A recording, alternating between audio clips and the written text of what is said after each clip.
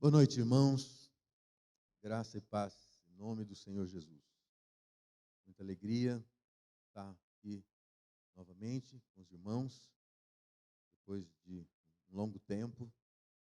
E de maneira especial, antes de entrarmos no texto, eu gostaria muito de agradecer à igreja pelo tempo que nos acompanhou neste ano de grandes lutas, quando estivemos lá em São Paulo, em tratamento com minha esposa, mas aprove o Senhor levá-la para a glória celeste, e isso está dentro do soberano propósito do Senhor. A palavra de Deus diz que os nossos dias estão contados. E isso traz ao nosso coração paz, alegria, no sentido de saber que a glória dos céus é muito melhor do que as lutas, as dificuldades e as possíveis alegrias deste mundo. Por isso, eu louvo a Deus por essa igreja, pelo tempo que nos acompanhou nesse tempo de grande intercessão. Nós escolhemos o texto que está na segunda carta de Pedro, capítulo 1, finalzinho do capítulo 1 até versículo 3 do capítulo 2 da segunda carta de Pedro. Então, diz assim a palavra de Deus, a partir do verso 16 do primeiro capítulo. Porque não vos demos a conhecer o poder e a vinda de nosso Senhor Jesus Cristo, segundo fábulas engenhosamente inventadas, mas nós fomos testemunhas oculares da sua majestade.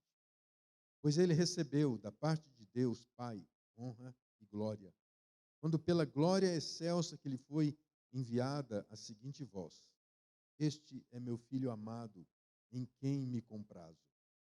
Ora, essa voz, vinda do céu, nós a ouvimos quando estávamos com ele no Monte Santo. Temos, assim, tanto mais confirmada a palavra profética, e fazeis bem em atendê-la, como uma candeia que brilha em lugar tenebroso, até que o dia clareie e a estrela da alva nasça em vosso coração. Sabendo primeiramente isto, que nenhuma profecia da Escritura provém de particular elucidação, porque nunca, jamais, qualquer profecia foi dada à vontade humana.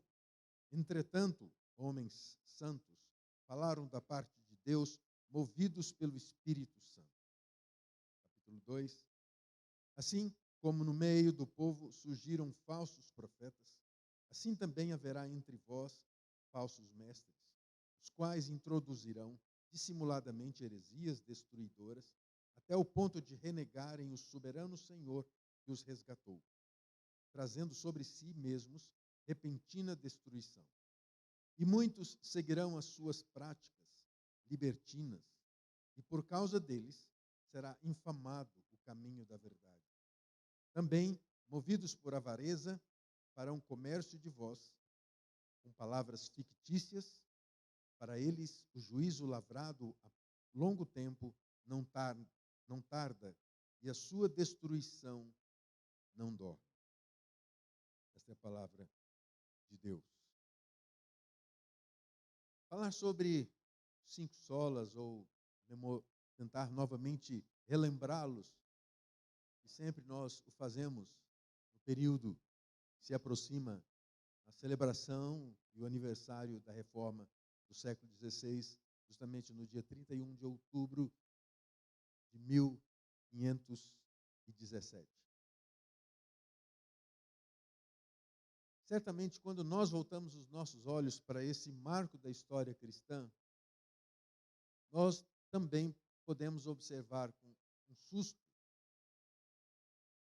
com espanto, o quanto a igreja cristã, nos nossos dias também, tantas vezes se distancia como primariamente a igreja cristã se distanciou. Quando nós lemos esse texto, nós vemos certos gaps aqui que mostram aquilo que aconteceu no século XVI e que também acontece nos nossos dias. A Igreja Presbiteriana do Brasil é uma igreja Igreja reformada, ou seja, ela adota aquilo que foi tratado na reforma do século XVI.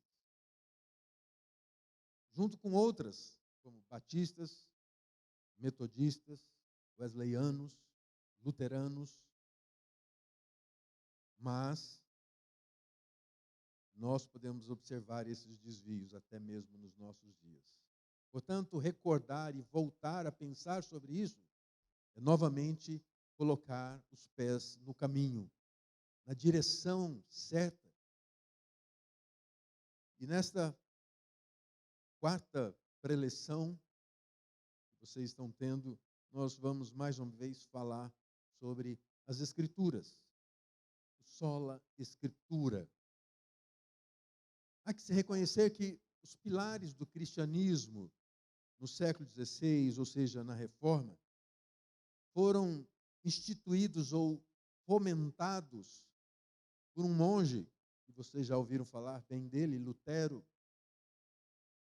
E no seu momento de meditação, depois de uma busca ou de uma conquista, pode-se dizer conquista, porque ele tinha em mãos as Escrituras naquele ato, o que não era comum para um monge levar as Escrituras para o seu quarto, para o seu aposento. E ele tinha passado por uma biblioteca e conseguido, e estava lá. E lá ele se deparou com o texto magno da Reforma, que é Romanos 1,17, quando fala que a salvação é pela graça sois salvos mediante a fé. Isso não vem de vós, para que ninguém se glorie. Despertado desse sono espiritual, ele foi movido profundamente por esse texto e agora ele queria se aprofundar mais. E não tinha outro jeito senão permanecer com as Escrituras à mão. Naquele tempo, com a desestrutura religiosa, a doutrina da soteriologia, ou seja, da salvação, estava carregada de recursos que foram instituídos pela igreja, pelo clero, onde além da venda de indulgências, de compra de cartas autorizadas pelo Papa que garantiam a salvação dos fiéis, a igreja vivia num desprestígio moral, também por ordem eclesiológica, dos seus sacerdotes, que mantinham suas amantes, até mesmo filhos, além de comprarem cargos sacerdotais. Mas desse desajuste, só uma coisa mantinha ainda firme, era a autoridade papal, que era considerada inquestionável, o que nós conhecemos hoje sobre a infalibilidade papal. Porém, a autoridade papal continuava sendo forjada sobre os princípios das tradições da igreja. Há um choque. Porque Lutero levanta as suas 95 teses nesse dia, 31 de outubro de 1517, as fixa à porta do castelo de Wittenberg, e ali começa o grande movimento. Essa mensagem passou a ser defendida fervorosamente, mas também com grande oposição. Hoje, nossa Igreja Presbiteriana do Brasil, que responde como Igreja Reformada, com seus símbolos de fé, a Constituição, a Confissão de Fé de Westminster, os catecismos breve e maior, de onde nós temos respostas, a forma de perguntas e respostas, que nos clareiam, trazem conhecimento sobre as nossas doutrinas de maneira mais objetiva. Eu creio que é preciso que nós voltemos aos princípios da fé reformada. Nós mantenhamos firme os fundamentos, os 5 fundamentos, os 5 solas. Nós vamos falar sobre a Escritura. Sola Escritura. Somente a Escritura é a suprema autoridade em matéria de vida e doutrina. Daí conhecermos a célebre frase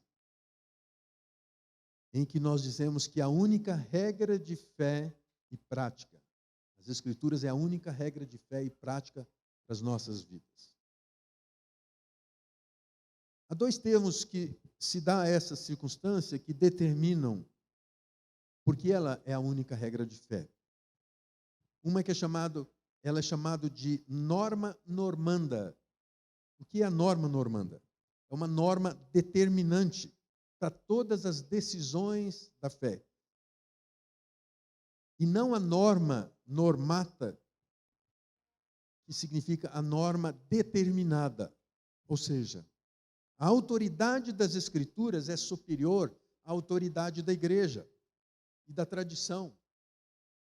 Contra a afirmação católica de que a igreja ensina ou que a tradição ensina, os reformadores reafirmaram dizendo, não, quem ensina são as Escrituras. A experiência dos reformadores com as Escrituras não é uma experiência intelectual, mas é uma experiência de relacionamento com Deus, é uma experiência de relacionamento com Cristo. Lutero, quando estava com seus 20 anos, ele disse que ele ainda não tinha uma Bíblia, aos 20 anos. Hoje eu pergunto, à minha igreja, pergunto a vocês, quantas Bíblias vocês têm em casa? Quantas versões vocês têm em casa? A igreja do Setor Bueno está aí num processo de adaptação a uma nova versão. Eu participei de um trabalho que eu me emociono mesmo, né? Depois de muitos anos, isso foi há 11 anos atrás, quando eu fiz a dublagem, eu participei da dublagem de um vídeo sobre a entrega do Novo Testamento a uma tribo uma tribo Quimial, Nova Guiné. E é fantástico vermos como aquele povo receberam as Escrituras do Novo Testamento. Foi uma grande festa.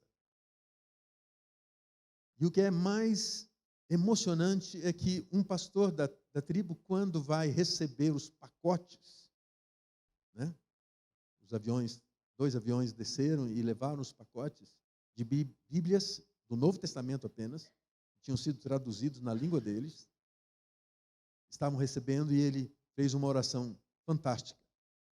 Nas suas palavras, ele agradecia a Deus, porque ele se sentia como Simeão. Simeão que teve nos braços o Redentor. E ele esperava por aquela profecia. Aquele pastor disse sim, que há muito eles esperavam por aquela profecia, no sentido de que eles receberiam a palavra de Deus.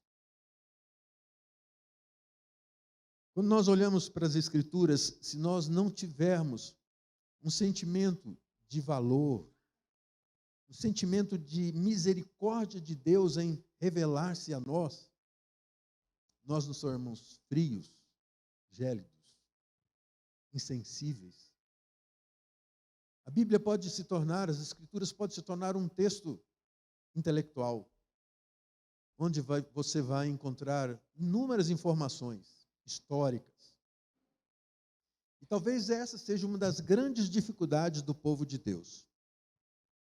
Porque uma das razões do sola Escritura, mais uma vez, é colocar tanto a Escritura do Velho e do Novo Testamento como palavra de Deus.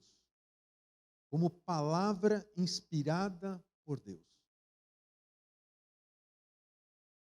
Porque se nós olharmos apenas para o Novo Testamento como a revelação da redenção,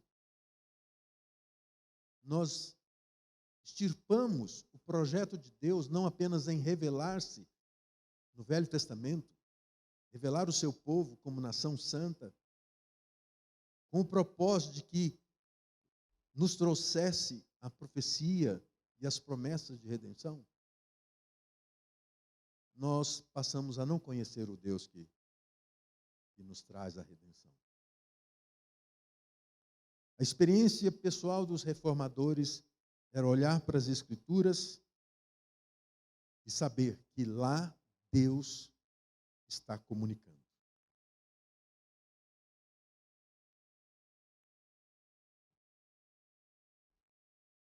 Voltando o nosso olhar para o texto que nós lemos, eu separei aqui os dois últimos versículos do capítulo 1, quando nós lemos o seguinte: sabendo, primeiramente isto, que nenhuma profecia da Escritura provém de particular elucidação, porque nunca, jamais, qualquer profecia foi dada por vontade humana. Entretanto, homens santos falaram da parte de Deus, movidos pelo Espírito Santo. O apóstolo Pedro, escreve essa carta ao povo da dispersão, aos crentes da dispersão. E a grande preocupação de Pedro era dar evidências de que haviam no meio desse povo falsos mestres. E esses falsos mestres estavam difundindo de maneira equívoca a palavra revelada. O apóstolo Pedro, como judeu, ele está convencido da plena autoridade das Escrituras, tanto do Velho e agora, sendo objeto e instrumento de Deus, pelo Espírito Santo, a comunicar as verdades de Deus. Ele está afirmando isso aqui no versículo anterior que nós lemos, no versículo 19. Como eu disse para vocês, a igreja cristã tem a dificuldade de ver o link do Velho Testamento com o Novo. Tantas vezes nós ouvimos certas colocações de certos irmãos, dizendo assim: não, o dízimo é coisa do Velho Testamento. Você já ouviu isso? Certamente. Como se essas coisas se dissessem apenas respeito ao Velho Testamento. Como Escritura, nós não podemos separar. A experiência que Pedro está narrando aqui no versículo 19 é a experiência da transfiguração. E ele está dizendo que essa é uma prova evidente da profecia do Velho Testamento. O que estava diante dos seus olhos não era um fato apenas extraordinário para aquele momento, mas era uma manifestação poderosa, miraculosa e, sobretudo, profética de Deus diante dos seus olhos. É certo que nós somos movidos, né, pela sensibilidade. Nós nos sensibilizamos por certas coisas, né? E eu estou vivendo esse momento. Algumas coisas me são muito mais sensíveis hoje do que há 6 meses. Algumas coisas fazem os meus olhos lacrimejarem por este momento, pela sensibilidade. E certamente, diante dos olhos de Pedro e de todos aqueles que testemunharam, foram testemunhas oculares dos sinais e maravilhas que Jesus proferiu, a sensibilidade não poderia ser apenas uma evidência do fato visível presente. Mas Pedro está dizendo, isso tem a ver com todo o projeto, todo o propósito de Deus, desde as profecias do Velho Testamento. Tantas vezes parece que o Novo Testamento é um ato isolado de Deus para a humanidade. Agostinho nos diz que o Novo Testamento está escondido no Antigo Testamento. E o Antigo Testamento é revelado no Novo Testamento. O Velho Testamento é virtualmente a autobiografia de Deus. A não compreensão dessa realidade traz uma ignorância à igreja de quem verdadeiramente Deus é. Pedro nos adverte aqui que nós precisamos olhar para as Escrituras como um todo.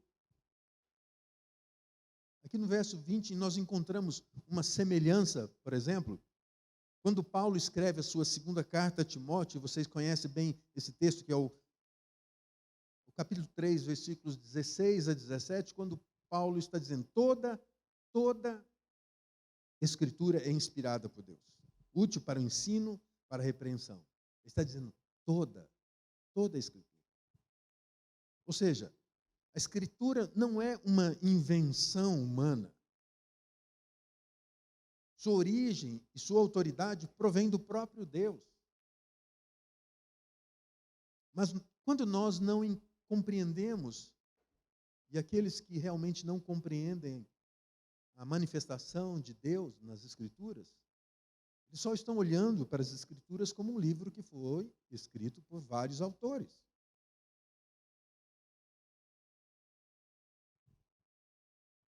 Na disputa de Lutero com os teólogos da igreja, que se demonstraram as divergências, especialmente das encíclicas papais, e também dos ensinos dos pais da igreja e dos concílios, Lutero resiste dizendo que os concílios e os papas podem errar, mas a Bíblia não.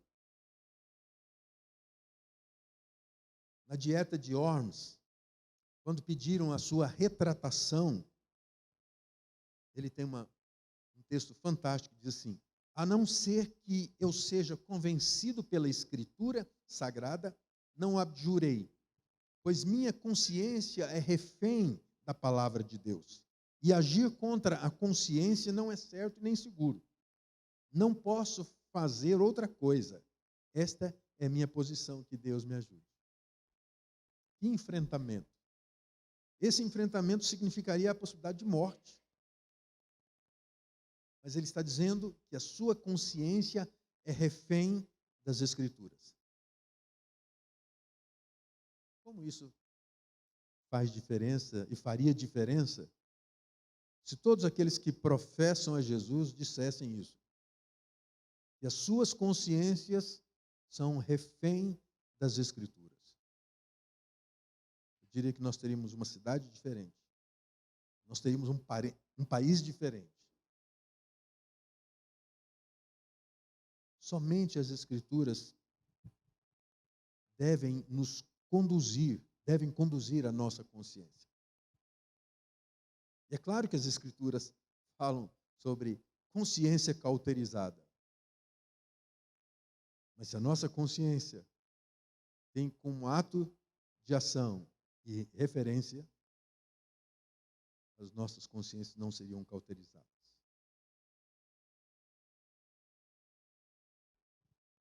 O grande feito da reforma trouxe um grande benefício para a vida dos cristãos.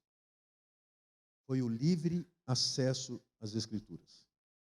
Esse foi um dos pontos cruciais do movimento reformista.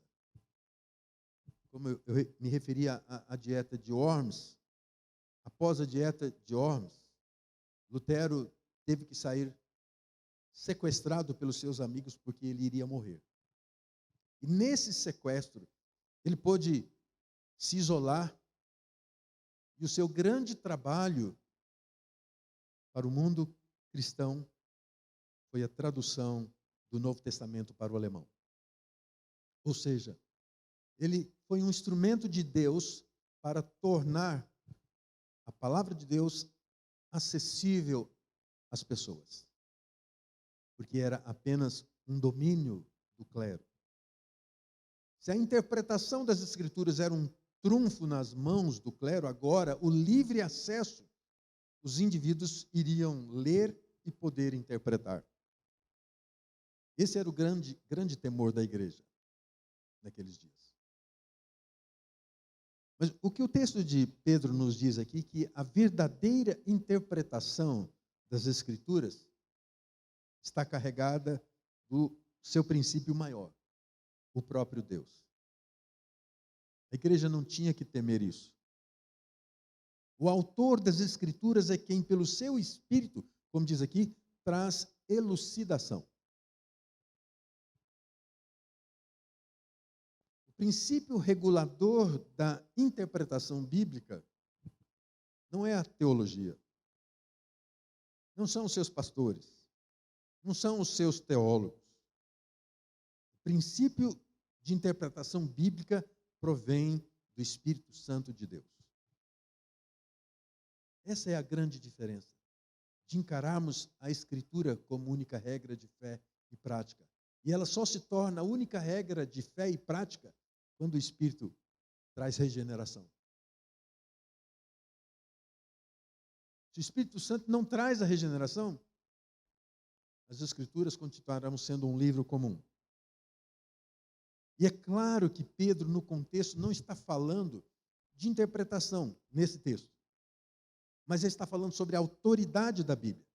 Ele está falando que a profecia, ou seja, a declaração da palavra de Deus, não surgiu de um conhecimento privado, ou do juízo de seres humanos, ou de um concílio.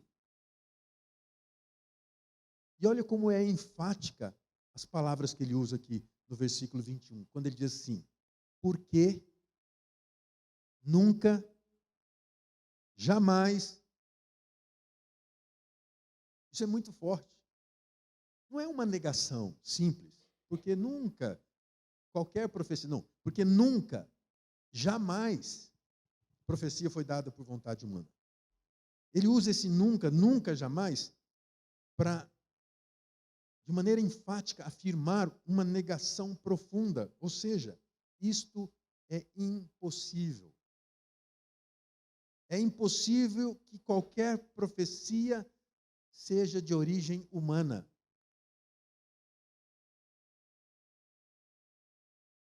Ele não está dizendo que as Escrituras surgiram porque as pessoas tiveram experiências religiosas. É muito você chegar em alguns movimentos por causa das experiências e essas pessoas se tornam profetas. Começam a dizer o que nós ouvimos sempre, são profecias. Não foi conferido a essas pessoas nenhum senso de êxtase, de modo que as suas emoções agora passam a ser autoritativas. Nós vivemos dentro de um contexto que muitas comunidades vivem por causa da experiência. E a experiência que é pessoal, é individual, e é exclusiva dela, mas tantas vezes parece que ser agora uma norma, passar para todo mundo essa mesma experiência.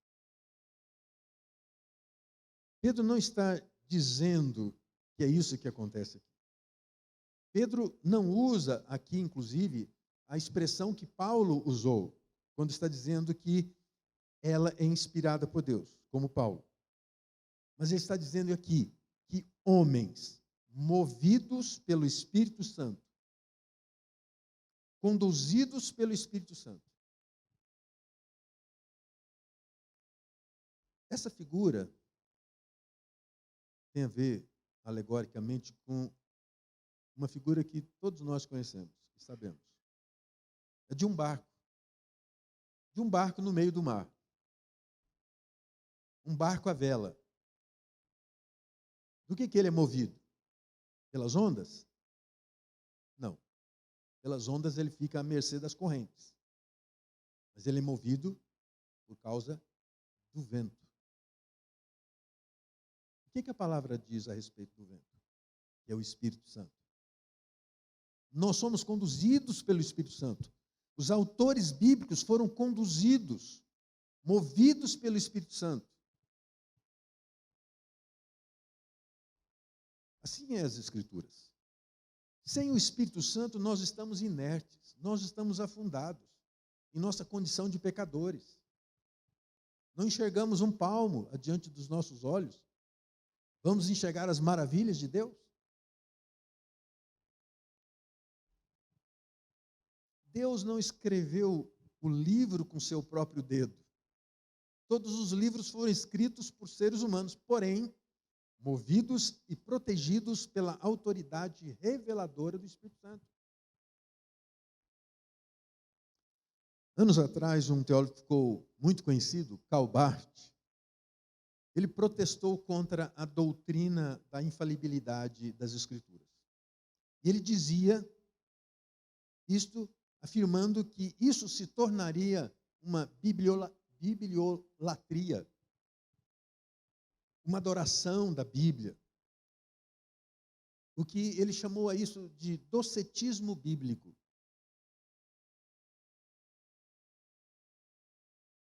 No mistério da inspiração, o Espírito Santo protegeu o texto de tal maneira que ele usou o vocabulário, o estilo de cada autor.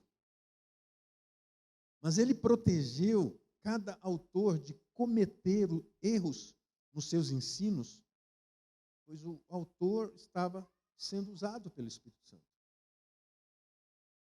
Por isso que você, ao olhar para todas as Escrituras, toda a Escritura, do Velho e Novo Testamento, há um acordo, há uma linha lógica, há um processo de completude. Quantas vezes você já teve a experiência de ler um texto e falou assim, mas isso aqui eu já vi em outro lugar, isso está me falando. Sim. Porque cada um dos escritores não escreveu de si mesmo. A gente às vezes faz uma brincadeira em acampamentos, né, aquela da transmissão da informação no ouvido do outro, e a gente se assusta quando a primeira notícia sai e você compara a última. Não tem nada a ver. São coisas, né, incompreensíveis que não se ligam. Mas desde que você abre as Escrituras e você vê lá no Gênesis, Deus falando, Deus mandando, dizendo, faça-se. Aí você abre o Evangelho de João, e o Verbo se fez carne e habitou entre nós. Há um conjunto de informações que estão ligados, e só estão ligados pela obra do Espírito Santo. O mesmo que conduziu os escritores do Velho e do Novo Testamento. É por isso que os profetas no Antigo Testamento autenticavam suas falas, dizendo, assim diz o Senhor. Pedro está dizendo que nada das Escrituras veio por meio de iniciativa humana e de sua capacidade.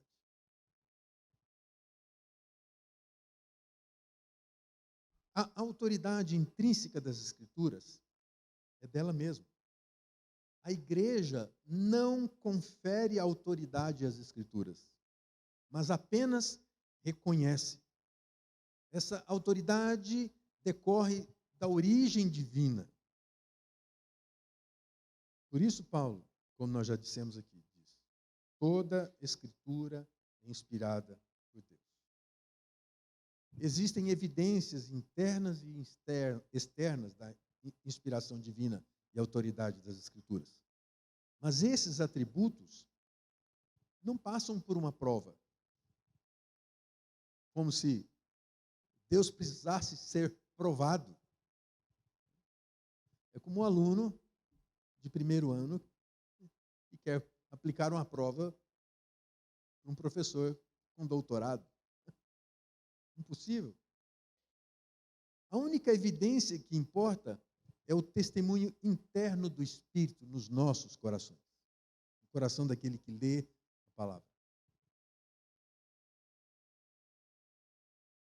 Calvino diz o seguinte, a menos que haja essa certeza pelo testemunho do Espírito, que é maior e mais forte que qualquer juízo humano, será fútil defender a autoridade da Escritura através de argumentos.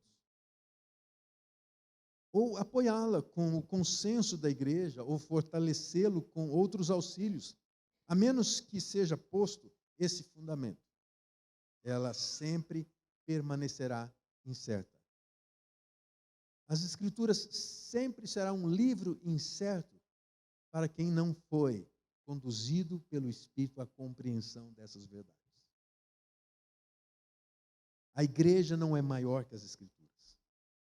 Pelo fato de ter definido o seu cânon, ou seja, definido, por exemplo, o Novo Testamento, a igreja apenas reconheceu o que era certo, ou o que era aceito há muito tempo pelos cristãos. Um desses exemplos em paralelo, por exemplo, é a observância do domingo. Você já parou para pensar que a Escritura não fala sobre o domingo? E é por isso que nós vivemos num grande dilema com os adventistas?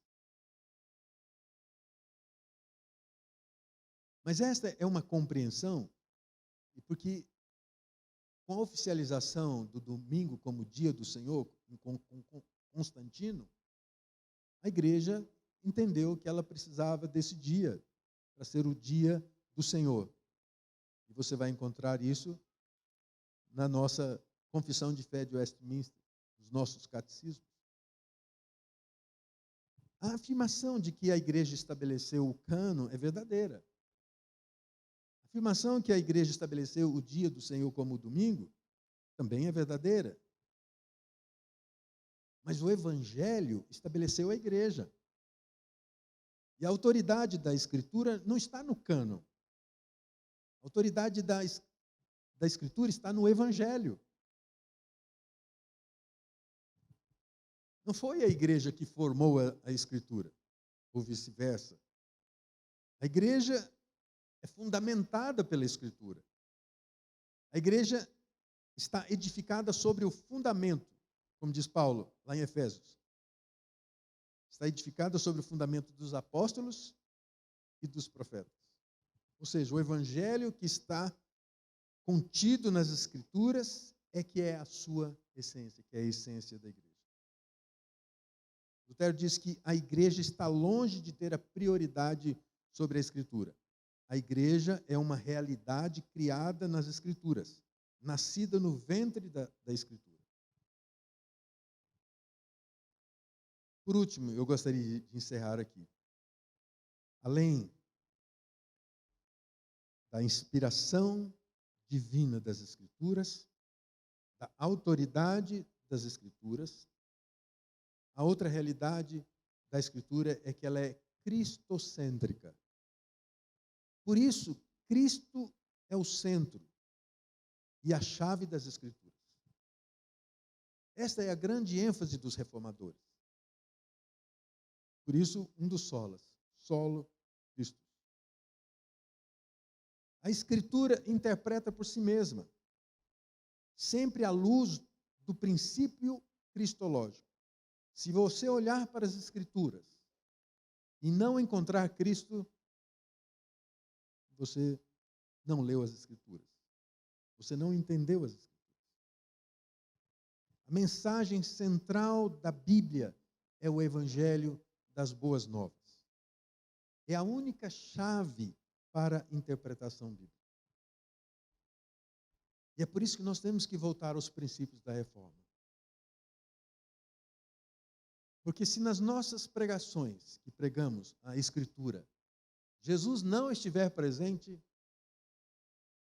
nós temos uma mensagem de autoajuda, nós temos uma mensagem em que as pessoas podem se sentir melhor, mas a mensagem do Evangelho não foi comunicada. A mensagem real das Escrituras não foi comunicada. Porque a chave principal das Escrituras é cristocêntrica. Esta ênfase cristocêntrica levou Lutero a estabelecer, inclusive, distinções entre livros. Nem todos os livros falam de Cristo, mas você pergunta aí, mas você não está falando que as Escrituras é cristocêntrica? Como que um livro não vai falar de Cristo? É que nem todos revelam a Cristo com igual clareza. Um desses exemplos é o livro, por exemplo, de Esther. É fantástico o livro de Esther. É uma história de cinema. É uma história de paixão. Mas, sobretudo, é uma história de redenção. O povo estava lá sofrendo. E Deus, pelo seu propósito, maravilhoso propósito, levanta uma mulher para fazer diferença. A história da redenção não está clara, mas quando nós olhamos para a redenção nossa, nós não temos outra figura a não ser a de Cristo. E no Novo Testamento? Você tem os evangelhos, você tem as cartas paulinas, as cartas de João, mas nesse meio tem Tiago. Tiago, pelos teólogos, é chamado a Epístola de Palha. Ela está limitada de cristologia. Mas mesmo assim, nós somos conduzidos a viver o Evangelho de maneira prática, como Cristo nos chama ao Evangelho. Como Cristo nos chama ao testemunho da nossa fé. E eu não poderia encerrar isso aqui sem considerar a centralidade cristológica das Escrituras.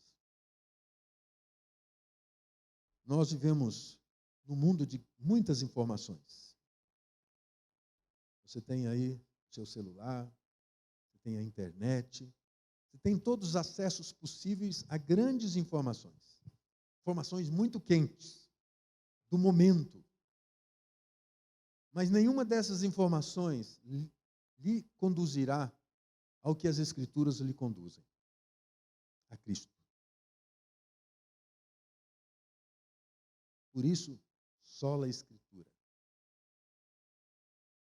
Como princípio fundamental da fé reformada, nós só podemos pegar esses 5 pontos e dizer: Deus tem nos chamado em Cristo Jesus para uma fé, pela sua graça, para darmos a Ele glória, mas só a Escritura nos conduz a isso. Você não pode encontrar nada além das Escrituras que não seja dizer para você que você precisa de Jesus. Você precisa do seu sacrifício. E você precisa da sua redenção. Senão, a Escritura será só mais um livro. E você pode ter muitos, várias versões, várias línguas. Não farão alguma diferença na quantidade dos livros que você terá na sua biblioteca. Não mudará o seu coração. Não trará arrependimento diante dos seus pecados. E não lhe mostrará a razão da cruz. Sola Escritura. Que Deus nos abençoe. Curva a sua cabeça, vamos orar.